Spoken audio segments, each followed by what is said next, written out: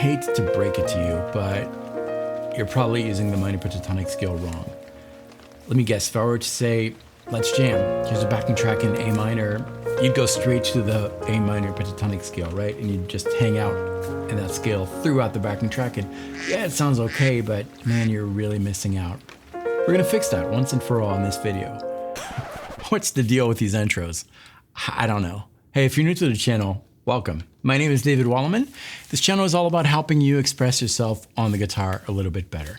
In the 30 plus years of teaching guitar professionally, I discovered that there's typically one thing that is holding guitar players back. This typically happens after playing for a few years. And if that's you and you feel that you're not progressing the way that you used to and feel frustrated, in the description of this video, I left a link. Do it after watching this lesson, but that link is going to take you straight to a quiz, answer a few questions, and it'll tell you exactly that one thing that is holding you back.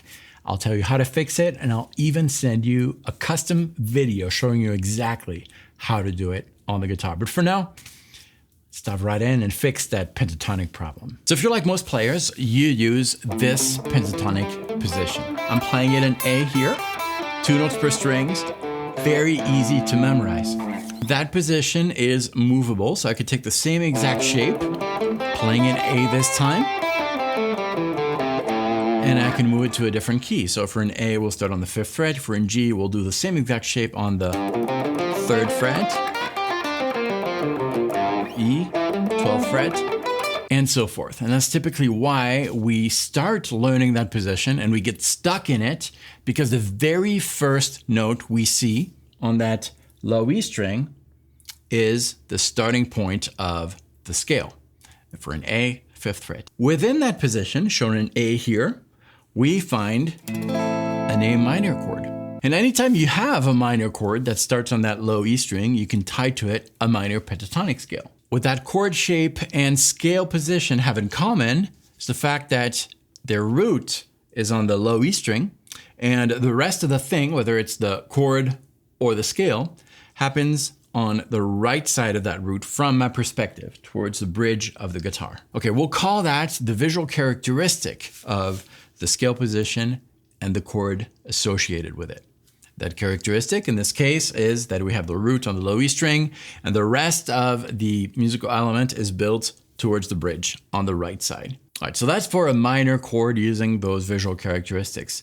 Let's now look at a major chord using the same exact characteristics. Root on the low E string and happens on the right side. So the major version of that bar chord is going to be this one right here. And we're going to tie to that a major pentatonic scale. This one.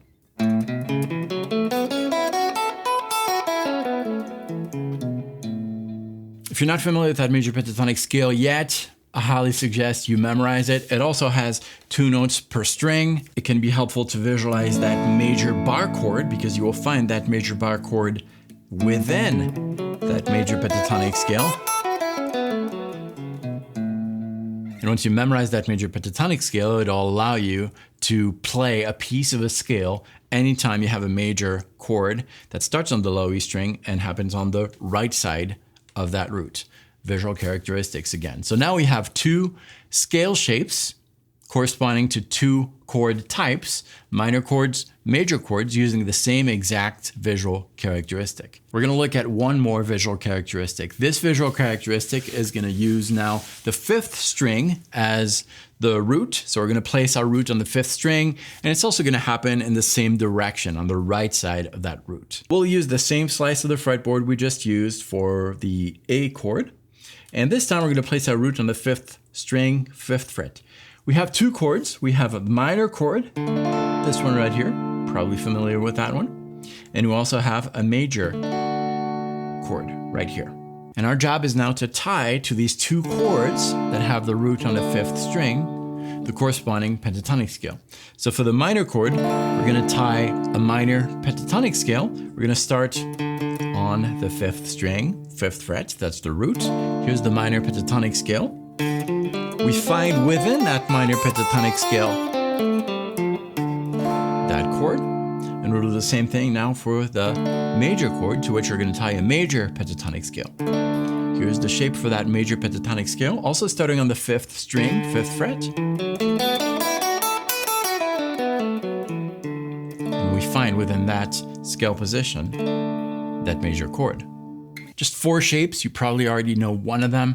They're really easy to commit to memory, I promise. It gets pretty fast, you can rewind the video, pause it.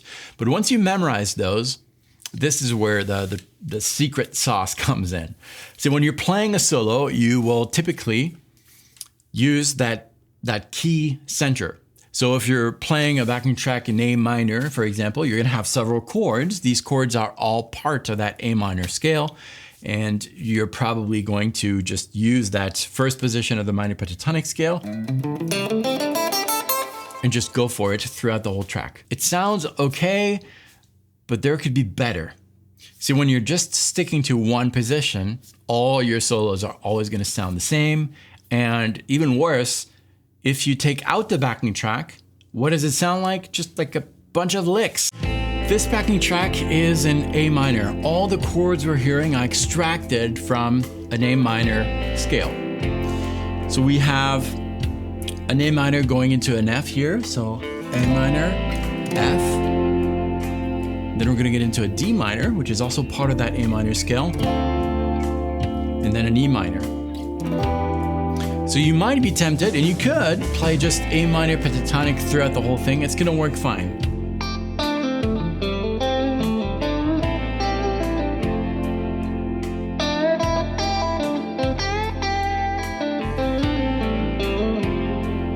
Sounds okay, but it's a little repetitive. So instead, I'm going to try to highlight the chord changes by associating with these chords one of the pentatonic shapes. So here I'm in D minor, that shape, moving to that F, and that A minor.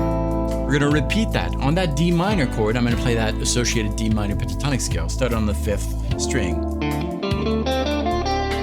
F, and A. E minor,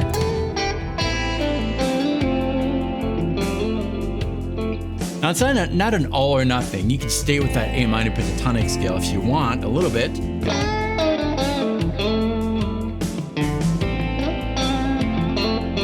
And every once in a while you can highlight those chord changes.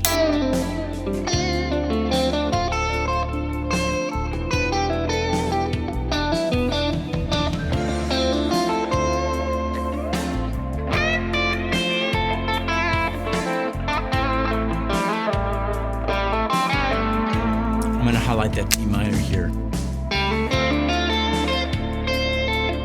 F and A.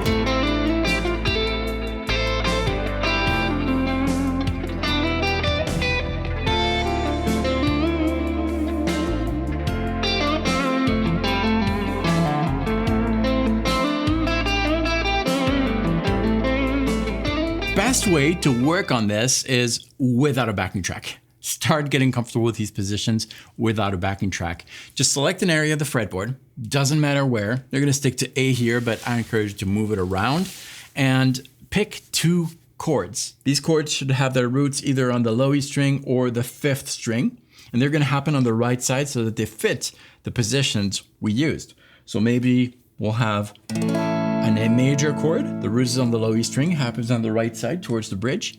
And the other chord might be this one right here. Root is on the 5th string, 4th fret, that's a C sharp minor. And that's kind of the virtual backing track we're gonna use. Don't get stuck with the tempo, it doesn't matter. Just kind of explore the associated scale shapes. So here's my A major, here's my A major pentatonic scale. Find that chord shape within that position. And then I've got this chord right here. The root is on the 4th fret of the 5th string. And I can associate this minor pentatonic scale to that chord because it's a minor chord. And I'm going to build phrases that go from one to the other. You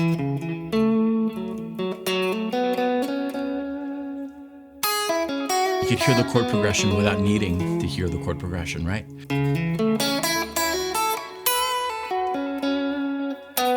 Really really going to help you with your playing. And there's one other thing that is really going to help you, and it's this right here. That's the quiz I told you about in the beginning of this video. Take a few moments, just answer it and see where you're at. It's going to show you where you need to work on next and how to do it. I'll even send you a free custom video. Check it out. Thanks for watching. I'll see you in the quiz.